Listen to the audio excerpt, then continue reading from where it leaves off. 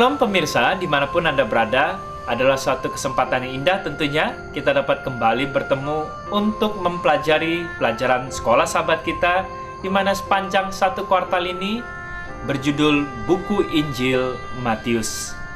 Tentu kita akan kembali menggali bagaimana Matius ingin memberikan suatu gambaran kepada kita mengenai pribadi Yesus dan menceritakan juga respon orang-orang yang hidup pada saat itu terhadap pekabaran ataupun pelayanan yang Yesus lakukan kepada setiap umat Israel dan orang-orang yang berada di sekitar umat Israel juga yang menjadi bagian sejarah dalam kehidupan Yesus pada saat itu.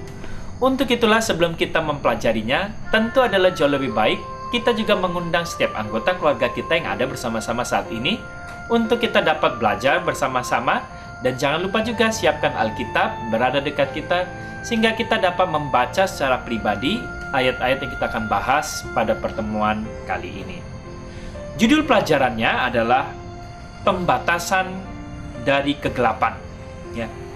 Tuhan tentu tetap memegang kendali dalam setiap peristiwa besar dalam kehidupan ini, sejak awal mula sampai pada akhirnya. Tentu kita menyadari adanya suatu usaha juga daripada iblis untuk mempengaruhi setiap jagat raya ini. Tetapi Tuhan tetap memberikan kepada kita suatu pengertian bahwa Tuhan tetap memegang setiap kendali dan memberi batas-batas tertentu. Untuk itulah para pelajar Alkitab juga sepanjang zaman banyak di dalam ayat-ayat yang kadang juga sukar dimengerti. Tentu salah satunya kita dapat juga melihat banyak pergumulan ketika kita membaca Matius 11 ayat 12. Kita mungkin dapat membacanya terlebih dahulu. Matius 11 ayat 12. Di situ dikatakan, sejak tampilnya Yohanes Pembaptis hingga sekarang, kerajaan surga diserong dan orang yang menyerongnya mencoba menguasainya. Apa maksudnya? Sejak zaman Yohanes Pembaptis katanya kerajaan surga hendak diserong, dan orang yang menyerongnya dikatakan di situ mencoba untuk menguasainya. Apakah ada sesuatu kekuatan yang berusaha untuk menguasai kerajaan surga tersebut? Karena kata-kata yang menjelaskan kerajaan surga dan orang-orangnya di sini dapat digunakan baik dengan makna yang positif atau yang negatif, tentu kita dapat melihat kata kerja Yunani itu adalah basmati, dapat berarti maju secara terpaksa atau menderita tindak kejahatan, ya. Dan kata Yunaninya biastes dapat berarti orang kuat atau bersemangat, atau orang yang melakukan kejahatan. Jadi, apakah ayat ini bermaksud bahwa kerajaan surga yang lemah, lembut, dan rendah hati mengalami penderitaan kekerasan? Bahwa orang-orang jahat yang melakukan kekerasan itu yang menyerangnya? Atau apakah kerajaan surga maju secara terpaksa dalam arti yang positif? Dan orang yang kuat yang merebutnya sebetulnya adalah para pengikut Kristus? Atau apakah mungkin bagi para pengikut Kristus menjadi agresif? Ini mungkin suatu pemikiran yang ketiga, bahkan penuh kekuatan untuk mengejar kerajaan itu. Ini menjadi pertanyaan-pertanyaan tentunya kepada kita. Tetapi biarkanlah kita juga coba membaca ayat-ayat berikut ini. Apakah yang dikatakan ayat-ayat ini yang dapat menerangkan pertanyaan terakhir yang ditanyakan dari pertanyaan Matius 11 ayat 12 tersebut? Kita mungkin dapat membaca ayat berikutnya adalah Matius 10 ayat 34. Kita dapat membuka bersama-sama Matius 10 ayat 34. Ayat 34 dikatakan, jangan kamu menyangka bahwa aku datang untuk membawa damai di atas bumi. Aku datang bukan untuk membawa damai, melainkan pedang. Sebab aku datang untuk memisahkan orang dari ayah, anak perempuan dari ibunya, menantu perempuan dari ibu mertuanya, dan musuh orang ialah orang seisi rumahnya. Barang siapa mengasihi bapa atau ibunya lebih daripadaku, ia tidak layak bagiku. Dan barang siapa mengasihi anaknya laki-laki atau perempuan lebih daripadaku, ia tidak layak juga bagiku. Barang siapa tidak memikul salibnya dan mengikut aku, ia tidak layak bagiku. Kata Yesus, ayat 39, barang siapa mempertahankan nyawanya, ia akan kehilangan nyawanya. Dan barang siapa kehilangan nyawanya karena aku, ia akan memperolehnya. Kalau kita baca dari ayat 34 sampai ayat 40, di situ kita dapat memberikan suatu gambaran kebenaran yang Yesus sampaikan adalah kebenaran yang memisahkan untuk kita tentunya dalam merespon bagaimana mengikut Kristus. Karena hanya ada dua golongan dalam kehidupan ini yang menerima akan kebenaran tersebut atau yang menolak akan kebenaran tersebut.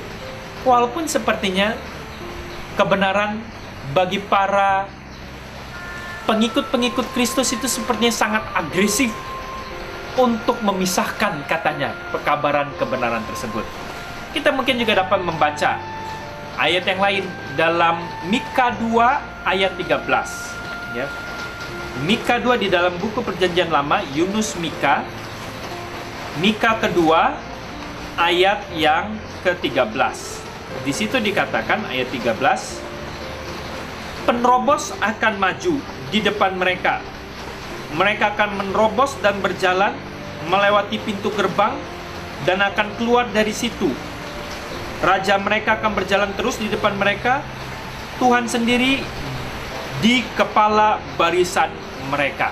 Ya, sekali lagi kita melihat sepertinya pembawa kebenaran-kebenaran ini adalah pembawa pekabaran yang aktif dan mungkin berkesan agresif. Wahyu 5 ayat 5 juga dapat memberikan suatu gambaran kepada kita. Wahyu 5 ayat yang kelima. Di situ dikatakan, lalu berkatalah seorang dari tua-tua itu kepadaku, jangan engkau menangis. Sesungguhnya singa dari suku Yehuda yaitu tunas Daud telah menang, sehingga ia dapat membuka gulungan kitab itu dan membuka ketujuh meterainya. Ya. Melalui 3 ayat tersebut, beberapa orang berpendapat bahwa penafsiran terbaik dari Matius 11 ayat 12 adalah dengan menerapkan penggunaan yang paling umum dari biasomai. Ya, biasanya makna yang positif, dan biastes itu menjadi negatif, akan memberikan kepada kita penafsiran bahwa kerajaan surga maju secara terpaksa oleh sebuah kekuatan yang suci dengan energi yang luar biasa yang telah mendesak mundur perbatasan daripada usaha kegelapan tersebut. Dan ketika hal ini terjadi, orang-orang jahat atau serakah telah berusaha untuk merampas kebenaran itu. Mereka harus dibatasi kekuatannya. Penafsiran ini tampaknya menyuarakan kebenaran Injil Matius lebih luas.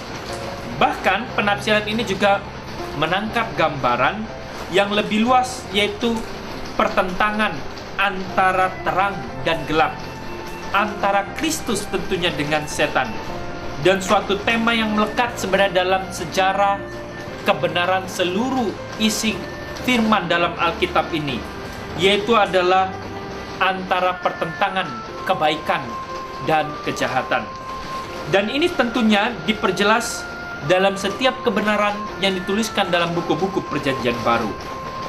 Memang ada perang yang kelihatan dan perang yang tentu kita tidak dapat lihat secara mata, di mana kita semuanya terlibat, di mana kita semuanya harus mengambil pilihan kepada siapa kita berpihak, di mana kita semua mengalaminya sebenarnya pertentangan antara baik dan jahat ini setiap hari. Tidak peduli seberapa banyak yang kita memahami atau tidak memahami apa yang sebenarnya sedang terjadi. Tetapi setiap umat manusia sebenarnya mengalami permasalahan di dalam pemilihan antara perang ini, antara kejahatan dan kegelapan. Walaupun banyak mungkin yang tidak menyadarinya, tetapi setiap hari sebenarnya mereka sedang mengalami untuk mengambil pilihan tersebut. Dan pilihan-pilihan itulah yang menentukan mereka berpihak kepada yang mana, antara kebaikan atau kejahatan. Begitu juga dengan kita sebenarnya para pemirsa.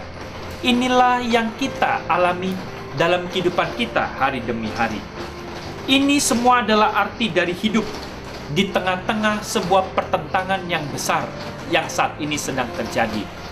Tetapi melalui kebenaran yang baru saja dinyatakan dalam Matius 11 ayat 12 tadi, kita dapat melihat bahwa sebenarnya dengan setiap kebenaran-kebenaran firman, setiap usaha-usaha yang berusaha menghambat daripada pekabaran kebenaran, Tuhan tetap memegang kendali.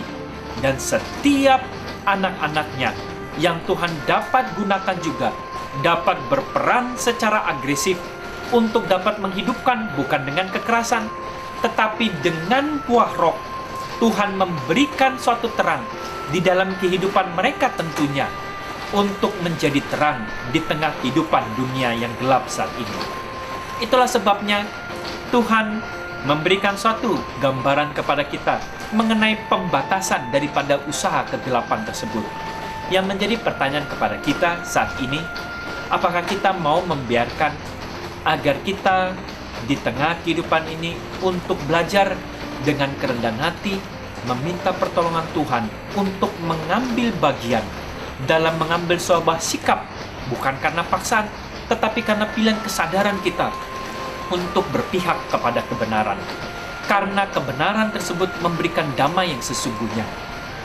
Sering kita merasa bahwa pilihan daripada kejahatan itu memberikan damai, tetapi itu adalah hanya bersifat semuanya semu dan berujung kepada penderitaan yang lebih dalam lagi. Biarkanlah pada hari ini kita menyadari kita selalu berada setiap hari dalam pilihan-pilihan tersebut, dan pilihan mana yang kita mau ambil menentukan sikap kita untuk di mana kita berpihak. Dan biarkanlah melalui pekabaran pada hari ini kembali kita diingatkan untuk berpihak kepada kebenaran kita dan seisi rumah kita. Pilihlah pada hari ini, biarkanlah kebenaran Kristus menjadi bagian di dalam kehidupan kita dan menjadikan terang di dalam kehidupan kita dan rumah tangga kita. Kiranya Tuhan memberkati.